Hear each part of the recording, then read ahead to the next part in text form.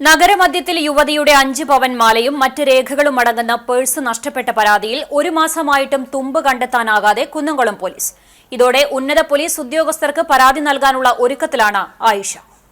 കുന്നംകുളം ചെറുവത്താണി കൂളിയാട്ടിൽ വീട്ടിൽ ആയിഷയുടെ 5 പവൻ വരുന്ന മാലയും ബാങ്ക് ചെക്ക് ബുക്ക്, ആധാർ കാർഡുമടങ്ങുന്ന പേഴ്സ് ഫെബ്രുവരി 7-ന് ഉച്ചയ്ക്ക് കുന്നംകുളം തൃശൂർ റോഡിലെ സ്വകാര്യ ജ്വല്ലറിക്ക് മുൻവശത്ത് വെച്ചാണ് നഷ്ടപ്പെട്ടത്.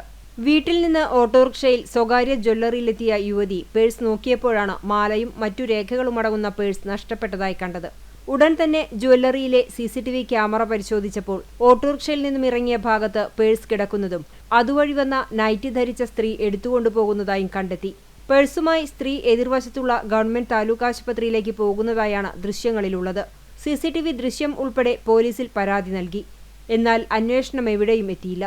പോലീസ് സ്റ്റേഷനിലേക്ക് വിളിച്ചുവരുത്തി വിവരങ്ങൾ ചോദിച്ചറിയാറുണ്ടെങ്കിലും എങ്ങനെ അന്വേഷിക്കാനാണെന്ന് പറഞ്ഞ് തിരിച്ചയക്കുകയാണ് പതിവെന്ന് ആയിഷ പറയുന്നു. അതേസമയം ജ്വല്ലറിയിലെയും ഗവൺമെന്റ് ആശുപത്രിയിലെയും CCTV ക്യാമറകൾ കൃത്യമായി പോലീസ് പരിശോധിച്ചിട്ടില്ലെന്നും ആരോപണമുണ്ട്. നഗരസഭ സ്ഥാപിച്ചിട്ടുള്ള നഗരത്തിലെ CCTV ക്യാമറകൾ പരിശോധിച്ചാൽ സൂചന ലഭിക്കുമെന്നും യുവതി പറയുന്നു. ഒരു മാസമായിട്ടും യാതൊരു തുടർ നടപടിയും ഉണ്ടാകാത്തതിനെ തുടർന്ന് ഉയർന്ന പോലീസ് ഉദ്യോഗസ്ഥർക്ക് പരാതി നൽകാനുള്ള ഒരുക്കത്തിലാണ് യുവതി.